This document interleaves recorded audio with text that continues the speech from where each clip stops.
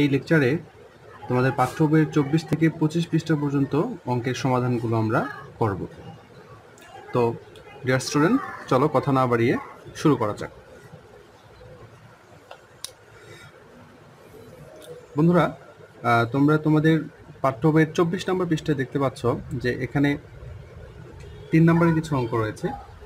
এখানে বলছে যে ক এর এমন মান নির্ণয় করো যেন গাণিতিক বাক্যটি সত্য হয়।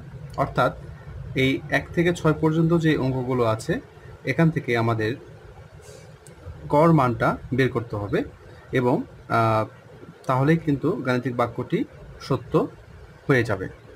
তো আমরা এখান থেকে কিছু অঙ্ক করব আর বাকি অঙ্কগুলো তোমরা বাসায় প্র্যাকটিস করবে। তো প্রথমে আমি তোমাদের 3-এর 1 নম্বর অঙ্কটা করে দেখাবো। এই অঙ্কগুলো অবশ্য অনেক সহজ, দু একটা করে দিলেই বুঝতে পারবে। এবং এর পূর্বে অবশ্য আমি এই নিয়মে কিছু অঙ্ক করেছিলাম। যারা আগের টিউটোরিয়ালগুলো দেখোনি অবশ্যই ক্রমানুসারে সবগুলো টিউটোরিয়ালগুলো দেখার চেষ্টা করবে।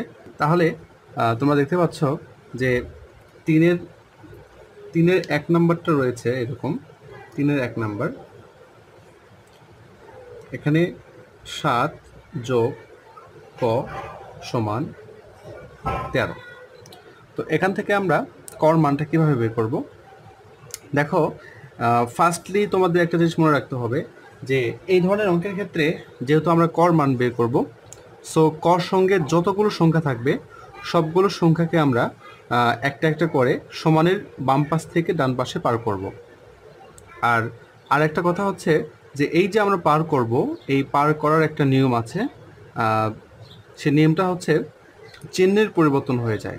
যেমন যোগ থাকলে এই পাশে গিয়ে বিয়োগ হয়ে যাবে, বিয়োগ থাকলে এই পাশে গিয়ে যোগ হয়ে যাবে, এই পাশে থেকে গুণ থাকলে ওই পাশে গিয়ে ভাগ হয়ে যাবে, এই পাশে ভাগ থাকলে ওই পাশে গিয়ে গুণ হয়ে যাবে।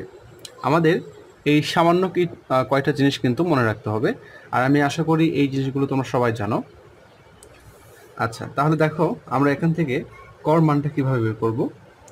তোমরা বা দিবে, বা দিয়ে তাহলে ককে আমরা রাখলাম এই পাশে যে 13টা ছিল এটাকে আগে লিখবে, এটাকে অবশ্যই আগে লিখতে হবে। তারপরে দেখো এখানে 7-এর পূর্বে কিন্তু কোনো চিহ্ন ছিল না, সো এটাতে প্লাস ধরে নিতে হবে আমাদের মনে মনে। এরপর +7 ওই পাশে পার করে দিলে এটা কি হয়ে যাবে? মাইনাস হয়ে যাবে। ওকে, এরপর বা ক সমান 13 থেকে 7 বিয়োগ করলে কিন্তু আমরা 6 পাচ্ছি, আর এই 6টাই কিন্তু আমাদের রেজাল্ট। এরপর আমরা লিখতে পারি অতএব ক এর মান সমান 6। ভেরি সিম্পল, এইভাবে তোমরা করতে পারবে। আচ্ছা, এরপরে আমরা বড় সংখ্যার একটা অঙ্ক করব, যেমন 5 নাম্বার এবং 6 নাম্বার। আমি 5 এবং 6 দুটোই তোমাদের করে দেখাবো, আর বাকি অঙ্কগুলো আশা করি তোমরা সবাই পারবে। বাকি অঙ্কগুলো তোমরা নিজেরাই করবে। ওকে, এখন 5 নাম্বারটা দেখো তোমরা। 5 নাম্বারে আছে 3 গুণ 5 যোগ ক সমান 18। বন্ধুরা, আগেই বলেছিলাম তোমাদের যে ক ব্যতীত যে সংখ্যাগুলো থাকবে একটা একটা করে আমরা কি করব? বাম পাশ থেকে ডান পাশে পার করব। ওকে, তাহলে আমরা প্রথমে দেখো এখানে 5 যোগ ক, এটার সঙ্গে 3 গুণ অবস্থায় আছে, সো 3টাকে আমরা ওই পাশে পার করে দেব। বা 5 যোগ ক সমান, এই পাশে যেহেতু 18 ছিল অবশ্যই সেটাকে আগে লিখব, আর এই 3 যেহেতু এই পুরো সংখ্যাটির সঙ্গে গুণ অবস্থায় ছিল এই পাশে গিয়ে ভাগ হয়ে যাবে। বা 5 যোগ ক সমান 18কে যদি আমরা 3 দ্বারা ভাগ করি তাহলে পাচ্ছি আমরা 6, 3 6 18। এরপরে দেখো বা কর সঙ্গে 5 কি অবস্থায় আছে? প্লাস অবস্থায় আছে, সো এটাকে যখন আমরা বাম পক্ষ থেকে ডান পক্ষে পার করে দেব তখন এটা কি হয়ে যাবে, মাইনাস হয়ে যাবে। বা ক সমান 6 ছিল লেখো, আর এই প্লাস 5টা ওই পাশে গিয়ে -5 হয়ে যাবে। ওকে, বা ক সমান 6 থেকে 5 বিয়োগ করলে আমরা কত পাচ্ছি, 1, অর্থাৎ ক এর মানটা আমরা কত পেলাম, 1। অতএব ক এর মান সমান 1। এইটাই কিন্তু তোমাদের অ্যান্সার। এরপরে বন্ধুরা আমরা 6 নম্বর অঙ্কটা করব। 6 নম্বর অঙ্কটা প্রথমে আমরা উঠিয়ে নিব। এখানে আছে ক ভাগ 5 গুণ 4 সমান 28। ওকে, আচ্ছা, তাহলে দেখো প্রথমে আমরা এই 4 পুরো সংখ্যার সঙ্গে গুণ অবস্থায় আছে, তো এটাকে আগে ওই পাশে পার করে দেব। তাহলে যেহেতু এখানে গুণ আছে ওই পাশে গিয়ে ভাগ হয়ে যাবে।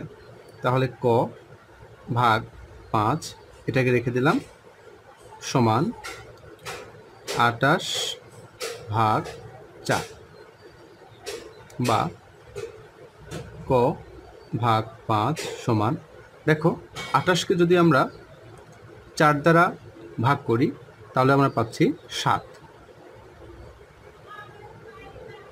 এরপর ক সমান 7 ছিল, 7 লেখো, আর দেখো 5 কর সঙ্গে কি অবস্থায় ছিল, ভাগ অবস্থায় ছিল। সো ওই পাশে গিয়ে কি হয়ে যাবে, গুণ হয়ে যাবে। বা ক সমান 5 7 35। আশা করি সবাই বুঝতে পেরেছ। এখন তোমার ফিনিশিং লাইনটা লিখবে, অতএব ক এর মান সমান 35। খুব সহজে এবং খুব সিম্পলি অঙ্কটা হয়ে গেল। তো আশা করি যারা 5 নাম্বার এবং 6 নাম্বার বুঝতে পেরেছ, তাদের কাছে 2 3 4 কোনো ব্যাপার না, সবাই পারবে। ওকে বন্ধুরা, এই পেজে আর তেমন ইম্পর্ট্যান্ট কোনো অঙ্ক নেই। এরপরে আমরা আমাদের অনুশীলনী 4-এর যে অঙ্কগুলো আছে এগুলোকে সমাধান করব। দেখো এখানে 1 নম্বরে বলেছে, 1 নম্বরে বলা আছে যে নিচের বাক্যগুলোকে গাণিতিক বাক্যে প্রকাশ করো এবং খোলা বাক্য ও গাণিতিক বাক্য শনাক্ত করো।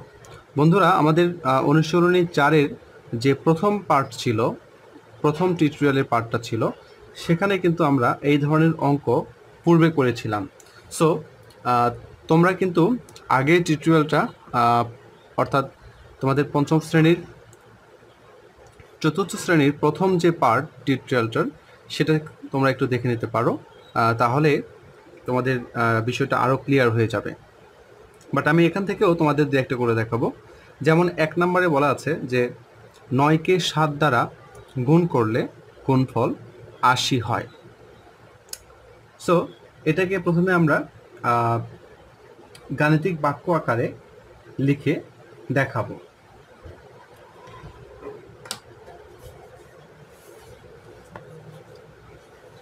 দেখতে থাকো তোমরা। 1-এর 1 নাম্বারটা, 1-এর 1 নাম্বার আমরা প্রথমে কি করব, আমরা প্রথমে গাণিতিক বাক্যটা লিখব।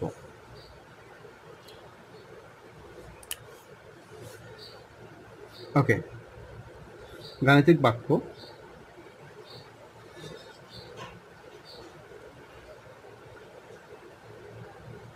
গাণিতিক বাক্য 9কে 7 দ্বারা গুণ করলে গুণফল 80 হয়, অর্থাৎ 9 গুণ 7 সমান 80। বন্ধুরা, এই যে আমরা দেখো একটা গাণিতিক বাক্য লিখলাম, এই বাক্যটি সত্য না মিথ্যা এইটা কিন্তু আমাদের বের করতে হবে। তারপরে আমরা ডিসিশন নিতে পারবো যে বাক্যটি খোলা বাক্য ও গাণিতিক বাক্য। হ্যাঁ, অ্যান্সারটা কিন্তু আমরা পেয়ে যাব। তাহলে এখানে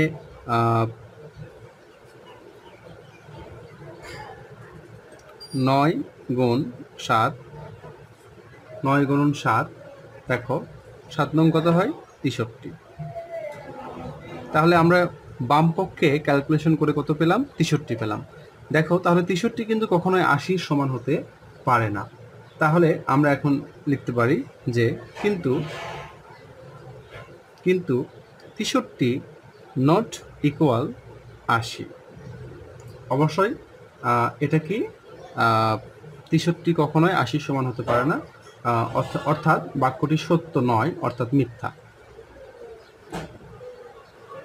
বাক্যটি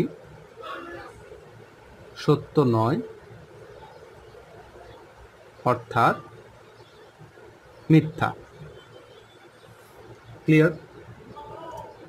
তাহলে আমরা ফাইনালি আনসারটা পেয়ে গেলাম যে অতএব 9 গুণ 7 সমান 80। এটা অবশ্যই একটা গাণিতিক বাক্য। কেন গাণিতিক বাক্য? কারণ আমরা এটা সত্য না মিথ্যা সেটা নির্ণয় করতে পেরেছি। আর আমরা কিন্তু প্রথমে শিখেছিলাম গাণিতিক বাক্য, বন্ধ বাক্য, হ্যাঁ, এগুলো কাকে বলে। তোমরা প্রথমে টিউটোরিয়ালগুলো দেখে নেবে। ওকে, তাহলে প্রথমত এটা একটি গাণিতিক বাক্য।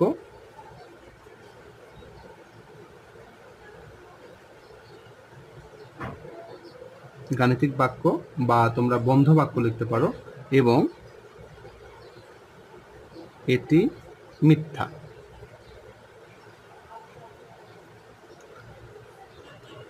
ওকে, এটা হচ্ছে আমাদের অনুশীলনী 4-এর 1 নম্বরের সলিউশন, অর্থাৎ এইটা।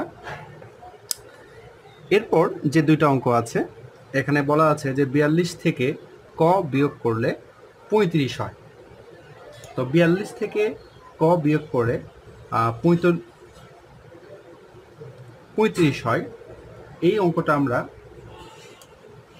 সত্য না মিথ্যা এটা কিন্তু নির্ণয় করতে পারবো না। সো এটা কিন্তু গাণিতিক বাক্য নয়, এটা একটা খোলা বাক্য। তোমরা এটা নিজেরাই পারবে, নিজেরাই করে নিবে। এরপরে দেখো 3 নম্বরে বলা আছে যে 120-কে 40 দ্বারা ভাগ করলে ভাগফল 3 হয়। তো বন্ধুরা প্রথমে এটাকে তোমরা গাণিতিক বাক্য আকারে লিখে নিবে। লিখে নিয়ে 120-কে 40 দ্বারা ভাগ করে দেখবে যে ভাগফল 3ই আসবে। সেম নিয়মে তোমরা একইভাবে করতে পারবা। তো যেহেতু তোমার 3 আসবে, সো 3 ইকুয়াল 3, অর্থাৎ বাক্যটি তখন কিন্তু সত্য হয়ে যাবে। হ্যাঁ, তাহলে তোমাদের এই 3 নম্বরের অ্যান্সারটা হচ্ছে যে 120 ভাগ 40 সমান 3। বাক্যটি একটি গাণিতিক বাক্য এবং এটা একটি সত্য বাক্য। আশা করি বুঝতে পেরেছ। এরপর আমরা 2 নাম্বার অঙ্কগুলো সমাধান করব। 2 নম্বরে বলা আছে যে নিচের খোলা বাক্যগুলো অজানা প্রতীকের মান বের করো যেন বাক্যগুলো সত্য হয়। অজানা প্রতীকের মান বের করতে হবে যাতে করে বাক্যগুলো কি হয়, সত্য হয়। তো এখানে প্রথমেই বলা আছে যে একটি ত্রিভুজের ক বাহু আছে। তাহলে এখানে খোলা বাক্যটা হচ্ছে, অর্থাৎ আমাদের হিন্স দেওয়া আছে ক একটা ত্রিভুজের বাহুর সংখ্যা। তাহলে আমরা এই অঙ্কটা কিভাবে করব তোমরা একটু দেখে নাও।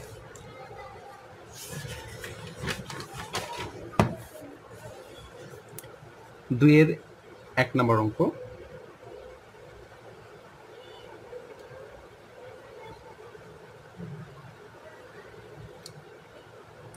একটি ত্রিভুজের ক বাহু আছে। তাহলে আমরা খোলা বাক্যটা পেয়ে গেলাম। খোলা বাক্য ক দ্যাটস মেইন একটি ত্রিভুজের বাহুর সংখ্যা।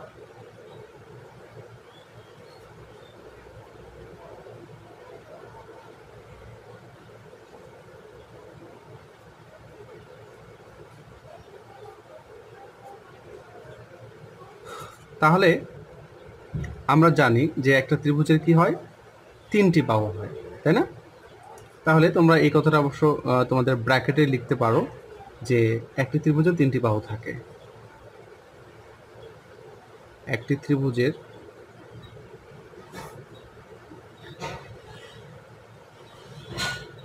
ত্রিভুজের 3টি বাহু থাকে। ওকে, তাহলে আমরা কিন্তু কর মান পেয়ে গেলাম। আর আমরা লিখবো, ফাইনালি লিখবো অতএব ক এর মান 3। ওকে, আমরা কিন্তু এটাই আমাদের অ্যান্সার। সো 2 নাম্বারটা আমরা এখন সমাধান করব। 2 নাম্বারে বলা আছে যে ক টাকার জিনিস কিনে 50 টাকা দিয়ে 23 টাকা ফেরত নেওয়া হলো। তাহলে তুমি ক টাকার জিনিস কিনে কি করেছো? দোকানিকে 50 টাকা দিয়েছ, সে তোমাকে 23 টাকা ফেরত দিয়েছে। তাহলে ক টাকার জিনিস, অর্থাৎ তুমি কত টাকার জিনিস কিনেছো সেটা আমাদের বের করতে হবে। তাহলে খোলা বাক্যটা আমরা এভাবে লিখে নিব যে খোলা বাক্য আচ্ছা, এখানে একটা জিনিস যে এটাকে আমরা গাণিতিক বাক্য না লিখে খোলা বাক্য কেন লিখলাম বলো তো? কারণ বাক্যটা আসলে সঠিক কি সঠিক নয় এটা কিন্তু আমরা জানি না, এটা আমাদের বের করতে হচ্ছে। হ্যাঁ, এই জন্য এটাকে আমরা খোলা বাক্য লিখতেছি। তাহলে এখানে খোলা বাক্যটা হবে, যেহেতু তুমি ক সংখ্যক জিনিস কিনেছো, ক সংখ্যক জিনিস কিনে দোকানিকে 50 টাকা দিয়েছে এবং দোকানি তোমাকে 23 টাকা ব্যাক দিয়েছে, সেহেতু 50 থেকে 23 বিয়োগ করতে হবে। ঠিক আছে, তাহলে কিন্তু আমরা কত টাকা জিনিস কিনেছি সেটা কিন্তু বের হয়ে আসবে। বা ক সমান, দেখো 50 থেকে যদি আমরা 23 বাদ দিই তাহলে হচ্ছে 27, অর্থাৎ ক এর মান, অতএব ক এর মান 27। অর্থাৎ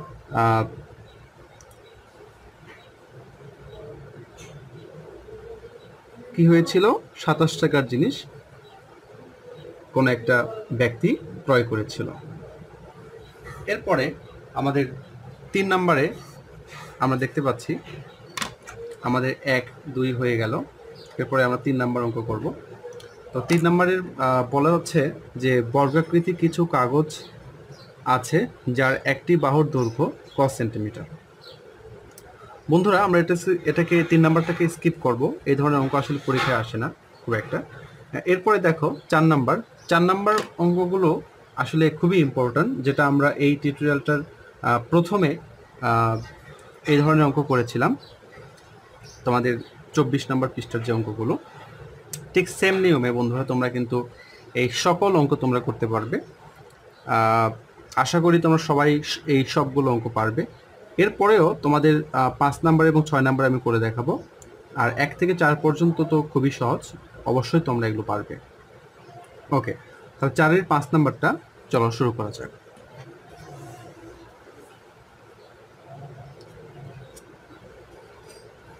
চারের 5 নাম্বার। তো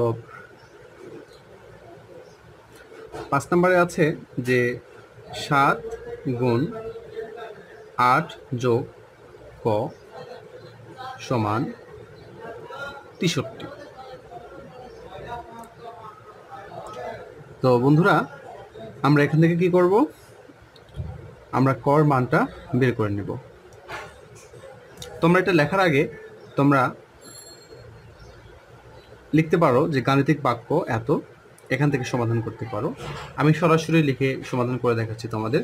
তোমরা চাইলেই তোমরা যদি কেউ চাও তোমরা অবশ্যই লিখতে পারো, কিন্তু আমি সরাসরি তোমাদের করে দেখাচ্ছি টিউটোরিয়ালটা যাতে করে একটু আনবোরিং তোমাদের কাছে লাগে, অর্থাৎ ছোট হয়ে যায়।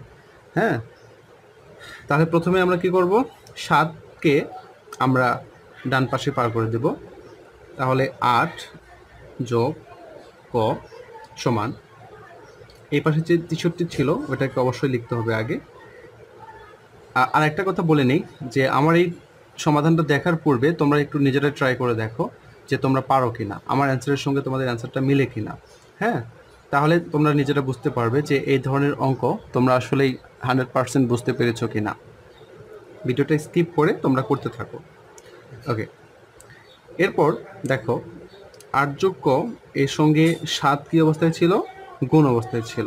সো এটা যখন সমানের ডান পাশে নিয়ে যাব আমরা, তখন এটা কি হয়ে যাবে? ভাগ হয়ে যাবে। বা 8 যোগ ক, দেখো 63-কে যদি আমরা 7 দ্বারা ভাগ করি তাহলে কত হচ্ছে? 7 9 63। এরপর ক সমান 9 ছিল, দেখো, আর এই 8 দেখো 8-এর পূর্বে কি চিহ্ন আছে? প্লাস, এটা ওই পাশে গিয়ে কি হয়ে যাবে? মাইনাস। বা ক সমান 9 থেকে 8 বিয়োগ করো 1। তাহলে আমরা আমাদের নির্ণয়ে মানটা পেয়ে গেছি। তাহলে ক এর মান 1। ওকে, এরপর আমরা 4-এর 6 নম্বর অঙ্কটা করব। 6 নম্বর অঙ্কটাতে বলা আছে যে ক বিয়োগ 4 ভাগ 6 সমান 6। তাহলে প্রথমে আমরা 6টাকে ওই পাশে পার করে দিব, এই পাশে ভাগ ছিল, ওই পাশে গিয়ে গুণ হয়ে যাবে।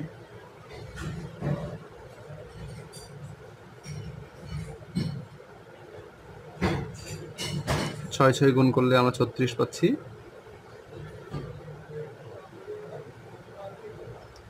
দেখো -4 এই পাশে গিয়ে প্লাস হয়ে যাবে, +4। বা ক ইকুয়াল 36 4 যোগ করো 40, অর্থাৎ ক এর মান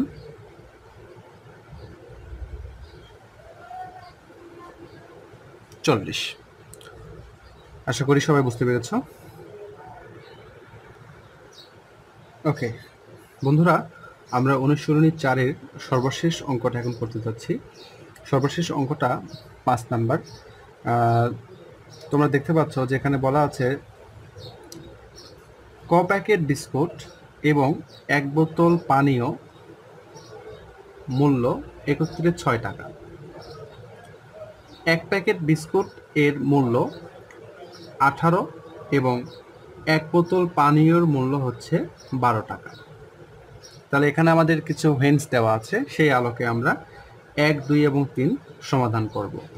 তো দেখো 5-এর 1 নাম্বার। 5-এর 1 নাম্বার, এখানে আমাদের চেয়েছে যে ক এবং খ সম্পর্কটা একটি গাণিতিক বাক্যের মাধ্যমে লিখো। দেখো এখানে ক এবং খর যে সম্পর্ক সেটা আমরা গাণিতিক বাক্যের মাধ্যমে লিখব। তাহলে এখানে ক প্যাকেট বিস্কুট এবং 1 বোতল পানীয়র মূল্য একত্রে দেওয়া ছিল খ টাকা। তাহলে দেখো আমরা বিস্কুটের দাম এখানে দেওয়া আছে আমাদের, যে 1 প্যাকেট বিস্কুটের মূল্য 18 টাকা, তাই না? তাহলে গাণিতিক বাক্যটা কিরকম হবে দেখো।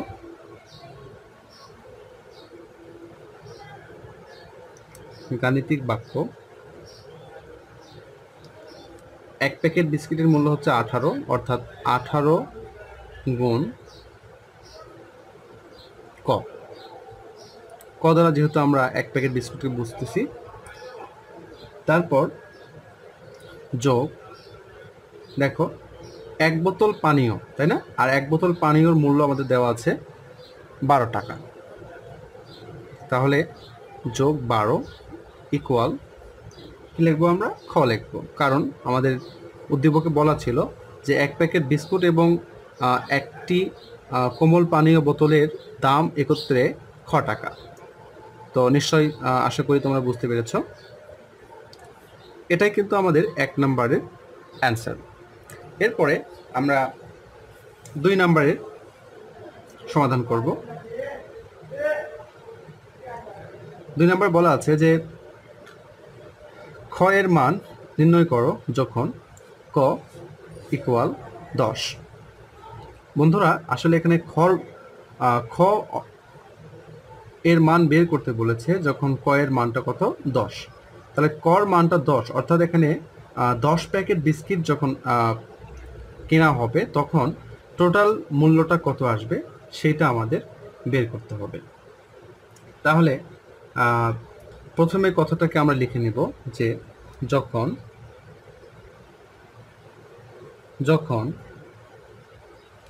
ক সমান 10 তখন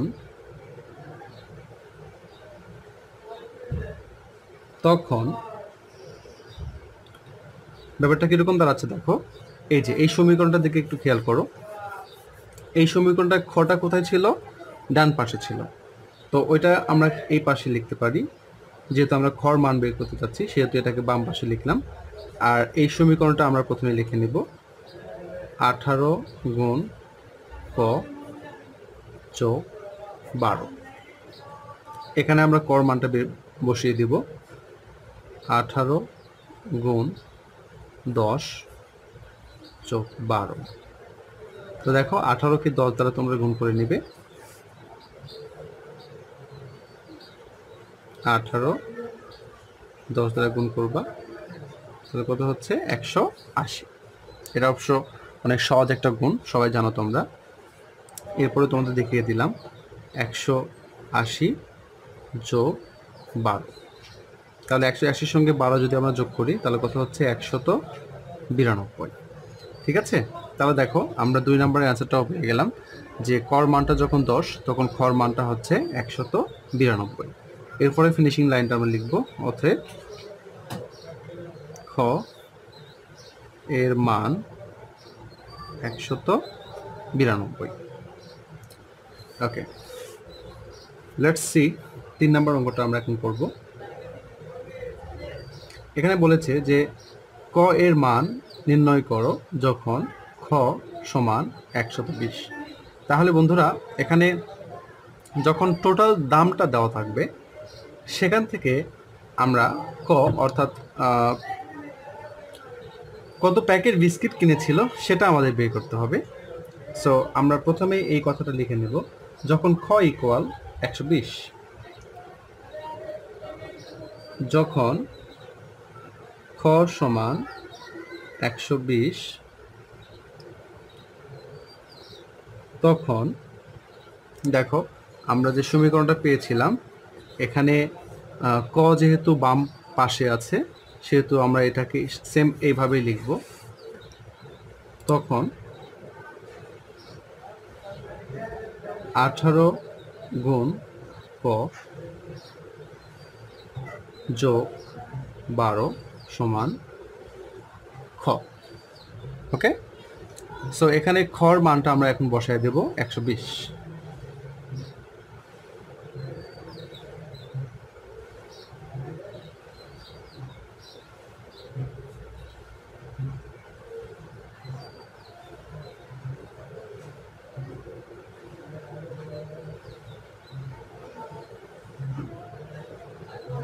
আশা করি বুঝতে পেরেছ। 12টাকে ওই পাশে পার করে দিলাম, প্লাস 12 থেকে -12 হয়ে গেল।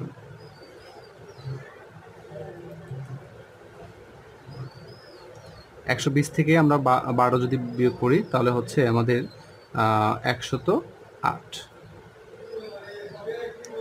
এরপরে দেখো ক সমান 108 ভাগ 18। কেন? কারণ 18 কর সঙ্গে গুণ অবস্থায় ছিল, সো ওই পাশে গিয়ে অবশ্যই এটা ভাগ হয়ে যাবে। তাহলে 180কে যদি আমরা 18 দ্বারা ভাগ করি তাহলে আমরা ভাগফল পাবো 6। ওকে, অতএব ক ইকুয়াল 6।